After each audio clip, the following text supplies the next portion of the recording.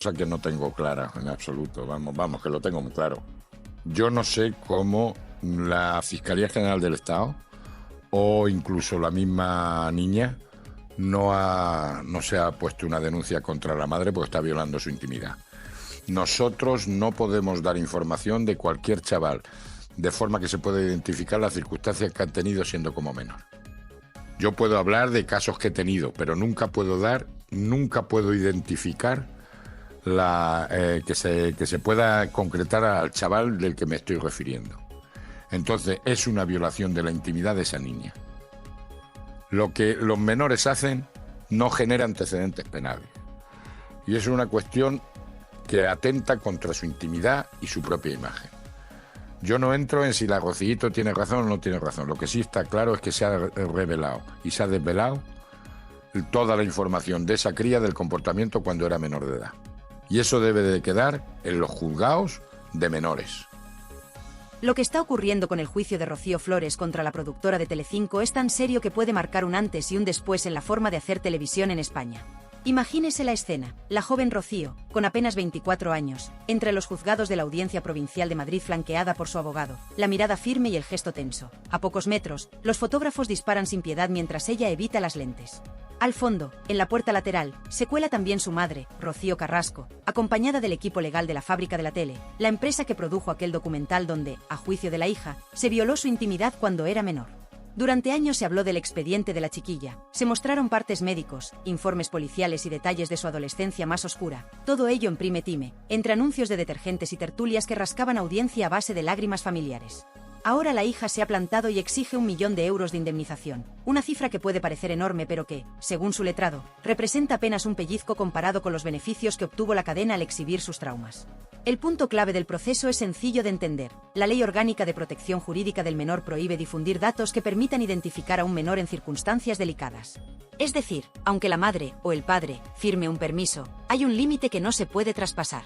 Lo explica con absoluta claridad el juez de menores Emilio Calatayud, un magistrado que se hizo famoso en los años 90 por sentenciar a chavales problemáticos a estudiar, plantar árboles o sacar buenas notas. Calatayud ha declarado que ni la madre ni el padre pueden autorizar a romper la intimidad de un hijo. Es un derecho fundamental del menor. Si se viola, la Fiscalía debería intervenir de oficio. Esta frase, que muchos medios han reproducido palabra por palabra, resuena como un martillazo.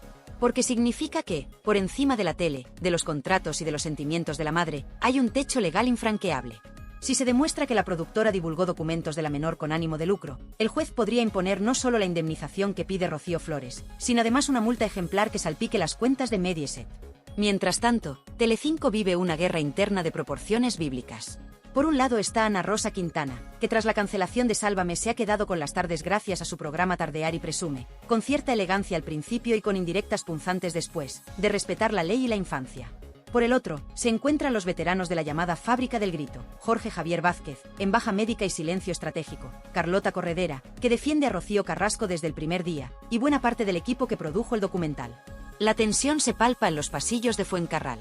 Se habla de directivos nerviosos, de correos internos, de un misterioso pendrive verde donde estarían los mensajes que prueban quien ordenó mostrar los informes de Rocío adolescente sin el visto bueno de un juzgado de menores. Si ese pendrive aparece en sala y confirma la imputación directa de la productora, la factura podría alcanzar cifras que a usted y a mí se nos escapan: pérdidas millonarias, contratos rescindidos y un precedente que obligaría a revisar cualquier reality o documental donde aparezcan menores. Pero volvamos a nuestra protagonista. La demanda de Rocío Flores no solo reclama dinero. Pide que se retiren de todas las plataformas de Mediaset, incluida Mi Tele Plus, que cobra cuota, los fragmentos donde se exponen sus informes de salud y sus supuestas agresiones siendo menor. Esto, en la práctica, implica remontar la serie entera, cortar segmentos, sustituir horas de contenido y devolver parte de los ingresos publicitarios. Por eso, la defensa de la Fábrica de la Tele se agarra a un argumento. Dicen que Rocío Carrasco, como tutora legal, firmó la cesión de derechos y que la hija sabía perfectamente lo que se iba a emitir. El juez Calatayud zanja ese punto con la ley en la mano. Un menor no puede renunciar a su intimidad, ni aunque lo consienta su madre. Simple y claro. Para usted, que lleva toda la vida viendo la tele, quizá esto suene lógico. Pero imagínese la cara de los ejecutivos cuando escuchan semejante sentencia. Es como si un juez les dijera que tendrán que devolver el dinero de todos los programas donde un menor contó sus penas al público. Y por si fuera poco, la Fiscalía podría abrir diligencias penales. Es decir, no solo pagar, sino responder ante un tribunal por vulnerar derechos fundamentales. Por eso, en los corrillos de Telecinco se cuchichea que algunos productores están sacando calculadora y otros ya hablan de trasladar la responsabilidad a los presentadores. Los pasillos arden. Señora, usted recordará aquellas tardes de Sálvame, cuando Rocío Carrasco relataba, entre lágrimas, episodios terribles y se iban sacando carpetas de colores como si fueran cromos. Muchos telespectadores se enganchaban, otros cambiaban de canal, hartos del drama. Hoy, quienes se quedaron mirando atónitos se preguntan si fueron partícipes, sin saberlo, de una vulneración de derechos infantiles. Esa es la pregunta que el juez va a responder dentro de unos meses. Y si la respuesta es sí, caerá una condena que dará la vuelta a la televisión como un calcetín. Usted, que tal vez tenga nietos, reflexione. Si mañana una cadena decidiera enseñar las notas de su nieta, su historial médico o los partes psicológicos, ¿permitiría que lo vieran millones de personas por la noche? Esa es la situación que denuncia Rocío Flores, que su adolescencia fue puesta en bandeja de plata y exprimida para subir audiencia. Por eso exige justicia y, de paso, pone contra las cuerdas a su propia madre, que podría tener que declarar que aquella autorización no valía ni el papel en que se firmó. Y mientras, el público espera, como quien asiste a un partido de tenis, para ver en qué lado de la red cae la última pelota. Así comienza esta historia, con una hija que al fin alza la voz, un juez que le da la razón en los preliminares y una cadena que se juega su reputación y su caja registradora. Quédese conmigo, porque te explicaré con detalle cómo se filtraron los informes, cuánto dinero real se ganó con ese documental y por qué hay directores temblando ante la posibilidad de tener que borrar horas enteras de contenido. Créame, lo que viene ahora puede poner patas arriba medio siglo de programas de corazón. Cuando los abogados de Rocío Flores abrieron la primera carpeta de pruebas ante el magistrado, la sala quedó en un silencio tan denso que se habría podido cortar con un cuchillo. Dentro había copias certificadas de correos electrónicos, hojas de ruta de producción y, sobre todo, un listado con las personas que recibieron los informes médicos de la menor meses antes de que el famoso documental viera la luz. Entre los destinatarios aparecían redactores, realizadores, un ejecutivo de publicidad y un par de directivos de la cadena. Aquello demostraba que los datos de la chiquilla circularon como un folleto de supermercado. El juez deslizó la mirada por encima de las gafas y preguntó, con voz baja, quién había dado la orden directa de incluir esos papeles en el guión. No hubo respuesta inmediata. Según testigos presenciales, el abogado de la productora consultó su reloj, carraspeó y pidió un receso. Fue el primer indicio de que la defensa no tenía una coartada sólida. A partir de ahí empezó el desfile de testificaciones. Una guionista junior confesó que recibió los expedientes en una carpeta llamada material sensible y que le advirtieron, palabras textuales, de que aquello subiría la curva de audiencia a la estratosfera. Ella reconoció que nunca vio un permiso judicial ni la firma de nadie que pudiera garantizar la legalidad de la difusión. Solo sabía que los documentos debían aparecer en pantalla en el episodio 3, exactamente después de un corte publicitario, para que el impacto coincidiera con el bloque más caro de anuncios. Esto explica, según la acusación, porque las tarifas comerciales de esa noche fueron un 30% más altas que las habituales. Cada minuto costaba casi el doble, porque se esperaba un pico de espectadores enganchados al morbo de los papeles confidenciales. El equipo de Rocío Flores presentó además un informe financiero elaborado por una consultora independiente. El estudio comparaba la franja de audiencia de Telecinco antes y después de la emisión del episodio y calculaba un beneficio extra de 2,4 millones de euros en publicidad directa, más un 15% de aumento en suscripciones a la plataforma bajo demanda. Es decir, la cadena y la productora ganaron dinero no solo aquella noche, sino durante los meses siguientes, porque mucha gente se abonó para ver o rever el capítulo donde se aireaban los trapos sucios de una menor.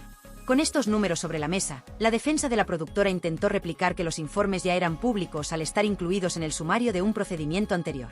El juez cortó la objeción recordando el artículo 4 de la Ley del Menor. La publicidad de un expediente nunca legitima que se difunda en televisión identificando al menor. Fue un portazo en toda regla y las miradas dentro de la sala cambiaron de color. Para reforzar su causa, los abogados de Rocío llevaron un perito psicólogo que explicó con palabras sencillas el daño de la revictimización mediática. Recordó que cada vez que el vídeo se reproduce en redes sociales, la afectada revive la agresión a su intimidad. Y añadió un dato que heló la sangre a más de uno. La paciente precisó tratamiento psicológico intensivo durante las semanas posteriores a la primera emisión, con informes de ansiedad, insomnio y miedo a salir a la calle. La fiscal del caso asintió y tomó nota. Para cualquier tribunal, la relación entre difusión y daño psicológico es un argumento contundente. Mientras tanto, fuera del juzgado, el corrillo de reporteros no perdía detalle. Se hablaba de una brecha interna en Telecinco. Parte del personal de informativos no veía con buenos ojos la estrategia de convertir el dolor familiar en espectáculo, y algunos tertulianos de programas matinales empezaron a desmarcarse. Uno de ellos, según un portal digital, gritó entre pasillos que las lágrimas de los hijos no pagan hipotecas. Esa frase corrió por redes como la pólvora y el vídeo llegó a millones de personas en pocas horas. La opinión pública, tradicionalmente dividida, se inclinaba ahora del lado de la hija. En los comentarios abundaban ancianas y abuelos que se indignaban porque una criatura no se vende ni por todo el rating del mundo. Dentro de la sala, la abogada de la productora jugó su última carta. Presentó un documento firmado por Rocío Carrasco en el que autorizaba la difusión de su propio testimonio y los anexos que ella considerara oportunos. Intentó sostener que, como representante legal de la menor en aquel momento, la madre podía dar permiso para mostrar los informes. Fue entonces cuando el juez Calatayud intervino con voz calmada, casi pedagógica. Explicó que el derecho a la intimidad de un menor es inalienable, es decir, no se puede ceder, y que la jurisprudencia del Tribunal Supremo lo ha reafirmado en varias sentencias. Traducción para usted, que nos escucha desde casa. Ni la madre más famosa puede entregar los papeles confidenciales de su hija a una cadena de televisión, y si lo hace, incurre en una ilicitud que la justicia debe reparar. La fiscal pidió la palabra y adelantó que estudiará abrir diligencias penales si se demuestra un perjuicio grave. Eso significa que la causa podría pasar de civil, indemnización económica, a penal, responsabilidad personal, con posibles inhabilitaciones para quienes firmaron la emisión. El rumor se extendió a los departamentos de producción. Algunos trabajadores empezaron a buscar asesoría jurídica por si les salpicaba el escándalo. Para rematar la jornada, el abogado de Rocío Flores introdujo el famoso pendrive en la mesa de pruebas. Contiene, según explicó, la cadena de correos donde se ordena a los montadores incluir el bloque médico aunque sea duro, porque subirá el SARE. El juez admitió la prueba y fijó la próxima vista en 4 semanas. La noticia reventó los noticiarios de tarde y enseguida se formaron tertulias improvisadas en los programas de Ana Rosa y Sonsoles Onega. En ambos platós, periodistas de trayectoria recordaron casos pasados, la niña Mariló, cuyos informes psiquiátricos aparecieron en un docu-reality, o aquel menor británico cuya foto bañándose se viralizó sin consentimiento. Con un matiz, ninguno de aquellos casos llegó a juicio con tanto eco mediático ni con la posibilidad real de condena millonaria. A estas alturas, el público mayor que nos sigue desde hace años está empezando a ver la televisión con otros ojos. Si gana Rocío Flores, cualquier madre o padre que exponga la salud de un hijo menor para engordar audiencias se lo pensará 2 veces. Y las cadenas, por supuesto, medirán con lupa cada documento que muestren. A muchos les parece de justicia. A otros, una amenaza a la libertad de información. Sea como sea, queda claro que el negocio de airear intimidades juveniles está contra las cuerdas. El juez tendrá la última palabra, pero hoy hemos entendido cómo se filtraron los informes, quién se benefició económicamente y por qué la balanza se inclina cada vez más hacia la hija que un día lloró detrás de las cámaras, mientras su vida privada ocupaba titulares. Queda mucha tela que cortar. La próxima jornada procesal promete resolver si el pendrive es auténtico, si la productora pudo evitar el daño y si la fiscalía actuará de oficio. Lo que está en juego no es solo una indemnización millonaria, sino el derecho fundamental de cualquier menor a que su historia clínica y sus conflictos familiares no se vendan como si fueran simples tramas de telenovela.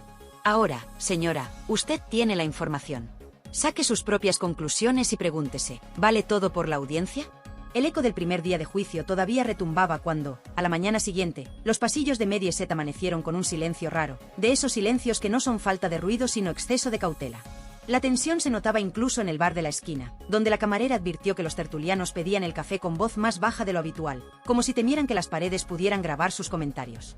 El motivo de aquella prudencia era sencillo, la aparición del pendrive verde y la confirmación, por parte del juez Emilio Calatayud, de que la fiscalía se estaba planteando intervenir de oficio. Aquella posibilidad convertía un pleito civil, que ya de por sí podía costar a la productora 1 millón de euros, en un procedimiento con consecuencias penales para quienes firmaron las escaletas del documental. Por primera vez desde que Rocío Carrasco pronunciara aquel "yo, si te creo", la balanza mediática se inclinaba con fuerza a favor de la hija, y las tertulias que durante años alimentaron su dolor ahora medían cada palabra para no agravar la herida. Esa misma mañana, las bolsas de estudios de mercado empezaron a mover informes internos. Un analista calculó que, si la condena obligaba a retirar del catálogo digital todos los episodios donde aparecían los informes de la menor, la plataforma bajo demanda perdería unos 7 puntos de visualización mensual, algo así como 150.000 euros de ingresos directos al mes. Esa cifra, traducida a la temporada completa, supondría cerca de 2 millones al año, sin contar la caída de reputación que podría afectar a contratos publicitarios a medio plazo.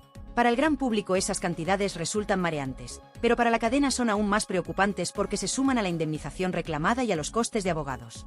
De pronto, aquel momento televisivo que subió la audiencia casi un 30% podría transformarse en un agujero económico difícil de tapar.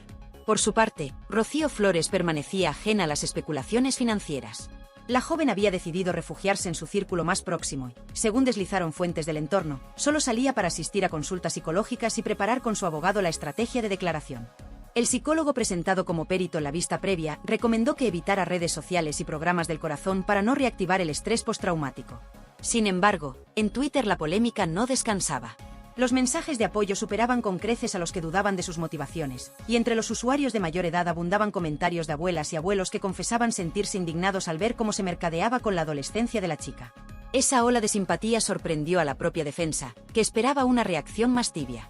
El equipo legal entendió entonces que el juicio se estaba convirtiendo en una suerte de causa popular contra el exceso televisivo, un fenómeno parecido al que, décadas atrás, llevó a los tribunales el caso de la niña Mariló cuando una revista publicó su foto tras un intento de suicidio.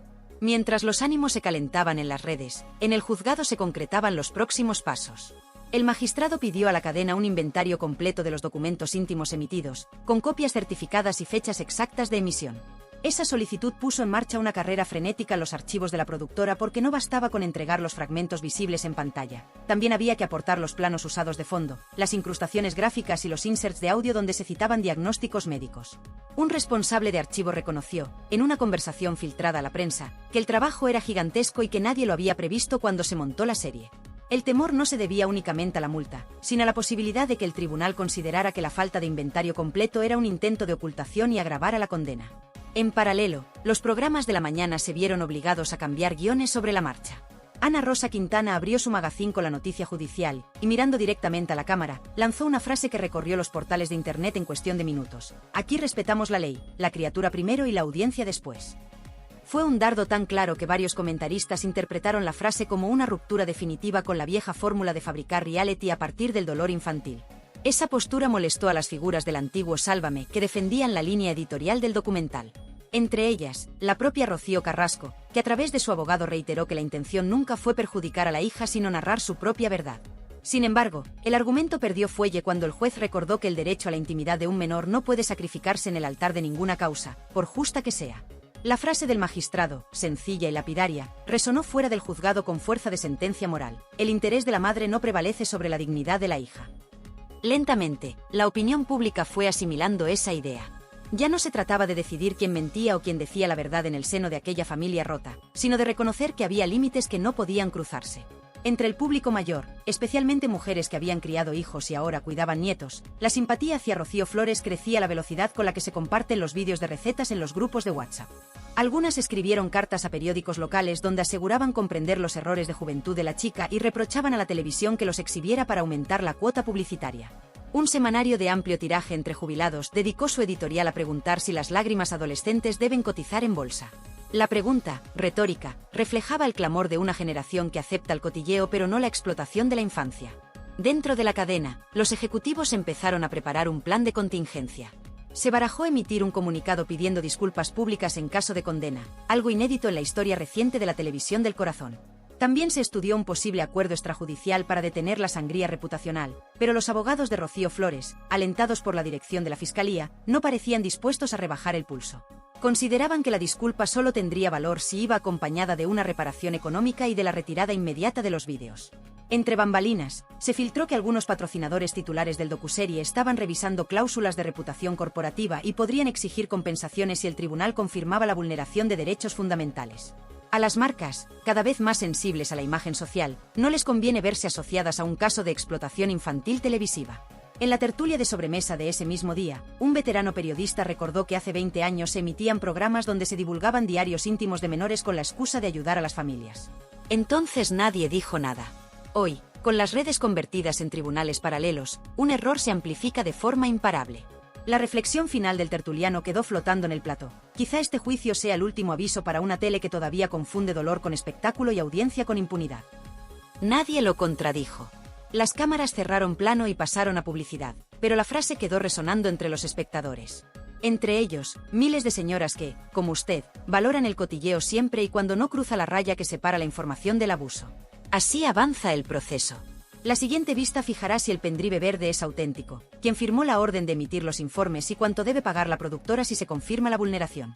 En la calle, los taxistas comentan el caso, los comerciantes lo cuentan en la puerta de las tiendas y los jubilados lo debaten en los parques. La pregunta es una y cada día suena más fuerte. ¿Debe la tele pedir perdón cuando se enriquece con los secretos de un menor? El tribunal responderá con toga y mazo, pero la opinión pública, esa que nunca olvida, ya ha empezado a dictar sentencia. La semana siguiente, cuando Rocío Carrasco salió de su portal rumbo a Telecinco para grabar una defensa de urgencia, descubrió que los tiempos habían cambiado. No había aplausos, ni vítores, ni pancartas de apoyo. Solo unos pocos curiosos, algunos cámaras y un par de vecinos que, sin ánimo de esconderse, cuchicheaban que ahora la víctima es la niña y no la madre. Ese cambio de clima era un termómetro perfecto de la tormenta que se había desatado en la opinión pública. Porque, mientras el juicio avanza, la balanza mediática se inclina día a día a favor de Rocío Flores. Y eso, señora, no es casualidad, es la consecuencia de ver, en directo, cómo una madre intenta justificar que la intimidad de su hija menor fuese material de prime time. Los datos de audiencias lo dejan claro. Cada vez que un programa recoge las palabras del juez Emilio Calatayud o los argumentos del abogado de Rocío Flores, las curvas suben. Y cada vez que Rocío Carrasco intenta explicar que ella tenía derecho a contar su verdad completa, el interés baja. El espectador, sobre todo el que ha criado hijos, no admite que se comercie con informes médicos y partes policiales de un chiquillo, por mucho dolor que haya de fondo. Y eso lo saben los directores de contenidos, que empiezan a retirar la defensa cerrada a Carrasco y a hablar de errores cometidos en un contexto emocional. Una forma elegante de decir, nos pasamos de la raya y ahora nos toca recular. Para colmo de Rocío Carrasco, han aparecido antiguos colaboradores que en su día la defendieron a capa y espada y que ahora confiesan, entre susurros, que no sabían la gravedad legal de aquel episodio. Uno de ellos, técnico de sonido, ha filtrado fragmentos de reunión donde se escuchan frases como esto impacta seguro o aunque sea menor, la audiencia se va a disparar. Esas grabaciones, de confirmarse su autenticidad, demuestran que no hubo un desliz inocente, sino una estrategia calculada. Y eso, en un juzgado, pesa más que cualquier lágrima televisiva. Mientras tanto, Rocío Flores se ha convertido en la voz de quienes, durante años, se sintieron impotentes al ver cómo la televisión reabría sus heridas más íntimas. Ha concedido 2 entrevistas breves, pautadas al segundo por su equipo legal, en las que repite un mensaje sencillo: no quiero revancha, quiero respeto y reparación. Esa frase cala en la gente mayor. Una señora de Bilbao escribió al programa de Sonsoles Onega diciendo que por primera vez siente compasión por la niña y que si la condena no llega, será una injusticia para todos los menores expuestos. Ese tipo de mensajes se multiplican, y los productores toman nota. Ahora vender sufrimiento infantil ya no garantiza aplausos, puede costar sanciones moral y dinero. En cuanto a Fidel Albiac, su silencio es interpretado como complicidad. Las redes se llenan de memes donde lo presentan como el guionista en la sombra. Un digital asegura que él sugirió contextualizar las agresiones de Rocío Flores con documentación interna, y aunque el abogado de la madre lo niega, la sospecha ya prende como yesca. De hecho, la defensa de la productora, en un giro que muchos califican de desesperado, insinúa que los documentos ya circulaban por despachos forenses antes del documental. Pero eso no les libra de responsabilidad. Que la información sea accesible no autoriza su emisión pública. Es como decir que una receta de la abuela puede publicarse sin permiso porque está en una libreta al alcance de cualquiera. La ley es clara, si afecta a un menor, la puerta está cerrada. La polémica crece cuando un columnista veterano publica que Rocío Carrasco cobró un extra por cada episodio del documental donde se hablaban de sus conflictos con la hija. La cifra, 30.000 euros por capítulo, no se ha verificado oficialmente, pero corre por foros y tertulias. El abogado de Rocío Flores lo aprovecha y recuerda que el lucro a costa de la intimidad ajena agrava el daño moral. De pronto, la historia de Madre Coraje se tambalea y se convierte en un relato de negocio televisivo. Y ahí es donde la opinión pública se polariza definitivamente. La madre pasa de víctima a victimaria, y la hija, de agresora a damnificada. En paralelo, Telecinco enfrenta un problema de imagen. Los patrocinadores de productos para mayores de 50, cremas para articulaciones, complejos vitamínicos, seguros de salud, están inquietos. Ese público rechaza el uso de menores en contiendas mediáticas y amenaza con cambiar de canal. Los departamentos comerciales lo saben y presionan para que la cadena emita un comunicado de disculpa antes de que el veredicto llegue. Ana Rosa Quintana lo sugiere en directo. Quizá haya llegado el momento de reconocer que todos aprendemos lecciones y rectificamos. Los espectadores aplauden, y la frase se viraliza con la etiqueta almohadilla rectificar es de sabios. Sin embargo, desde los pasillos donde se fraguó el documental nadie está dispuesto, todavía, a entonar el mea culpa. Y en medio de todo, el juez Calatayud sigue marcando el compás. Ha ordenado que un perito informático analice el pendrive verde y verifique la autenticidad de los correos. Si se comprueba que la orden de emisión partió de altos mandos, esos ejecutivos podrían responder con su patrimonio personal. Eso explica que muchos corbatas de la cadena pasen la mañana hablando con abogados. El miedo al precedente es real. Si Rocío Flores gana, cualquier menor explotado en realities podría reclamar indemnizaciones millonarias. Y los accionistas ya hacen cuentas, porque la reputación cuesta más de reparar que un plató nuevo. Para nuestra audiencia mayor, la lección emerge cristalina. Cuando la tele cruza la línea roja de la intimidad infantil, termina pagando. Quizá tarde, pero paga. Por eso la calle respalda a Rocío Flores. No porque crean que fue una hija perfecta, nadie lo es, sino porque entienden que los episodios de violencia doméstica o los informes psiquiátricos de un adolescente no son combustible para entretener. Esa es la clave de la querella y el motivo por el que la Fiscalía se inclina a intervenir, proteger al menor por encima del show. Las próximas sesiones del juicio serán decisivas. Se revisarán los contratos de cesión de derechos, se comparará la letra pequeña con la ley del menor, y se definirá si la productora actuó con dolo o negligencia grave. El juez decidirá si la indemnización de 1 millón de euros es suficiente o si hace falta más para reparar el daño y disuadir a futuras productoras. Entretanto, Rocío Carrasco afronta una paradoja. Su intento de sanar exponiendo su verdad podría acabar abriendo una puerta a la condena de la cadena que la arropó. Y la hija, a quien muchos tacharon de cruel, podría convertirse en símbolo de un límite necesario. En el banco del parque, las señoras comentan que nunca imaginaron ver a Rocío Flores con la opinión a favor y a su madre en el punto de mira. Pero así son los giros mediáticos. La moral pública se mueve con el viento de la justicia. Y en este caso, el viento sopla fuerte hacia una sentencia que siente las bases de una nueva responsabilidad televisiva. Si eso ocurre, los hijos mediáticos de mañana tendrán un escudo que la hija de hoy ha tenido que forjar con su propio dolor. La mañana del cierre de pruebas comienza con un cielo encapotado que parece anunciar tormenta sobre el edificio de la Audiencia Provincial.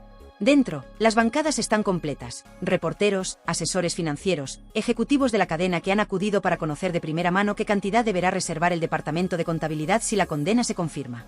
No hay espacio para respiraciones profundas ni para pañuelos de consolación.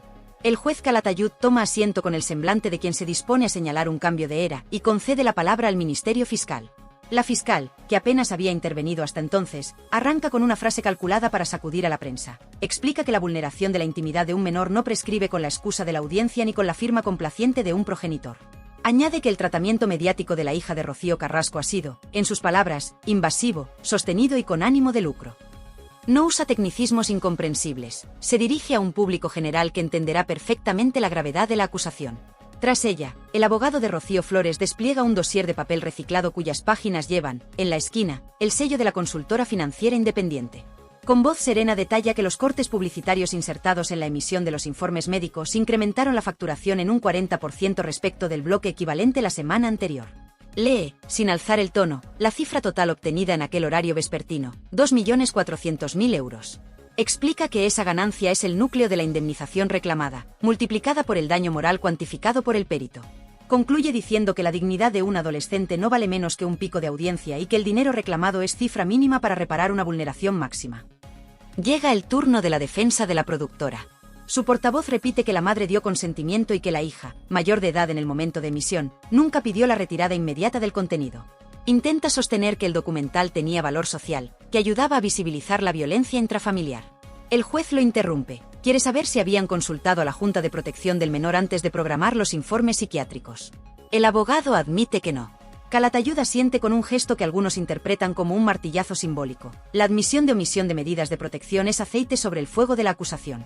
Mientras las togas intercambian argumentos, los móviles de los reporteros vibran con titulares que ya se preparan para la edición digital de mediodía. Una filtración anónima confirma que 2 patrocinadores de perfil senior, que financiaban parte de la publicidad en la franja de tarde, han enviado cartas de queja por el uso de menores en horario protegido. La fuga de anunciantes se convierte en el fantasma que recorre los pasillos del grupo audiovisual. Aunque la defensa intenta restarle importancia, el juez pregunta con frialdad si la cadena dispone de un plan de corrección editorial para evitar futuros atropellos. El silencio que sigue es tan pesado que el secretario judicial revisa sus notas para no cruzar miradas. En la segunda fila se sienta Rocío Flores, con la mirada fija en el estrado. Lleva un cuaderno abierto en las rodillas.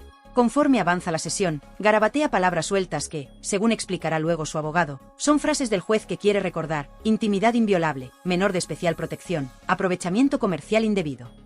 Rocío Carrasco, situada al lado contrario de la sala, mantiene la cabeza alta y la espalda recta, pero el pulso que delata su muñeca tensa se aprecia incluso a distancia. Para ella, el proceso se ha convertido en un juicio público a su maternidad, algo para lo que no parece existir una estrategia de comunicación convincente. Cada vez que la defensa la mira en busca de complicidad, sus ojos se desvían hacia un punto indefinido de la pared, como si necesitara refugio allí donde no lo hay. El perito informático sube al estrado con el pendrive verde custodiado en una bolsa sellada. Explica que ha verificado las firmas digitales de los correos y que no existe indicio de alteración.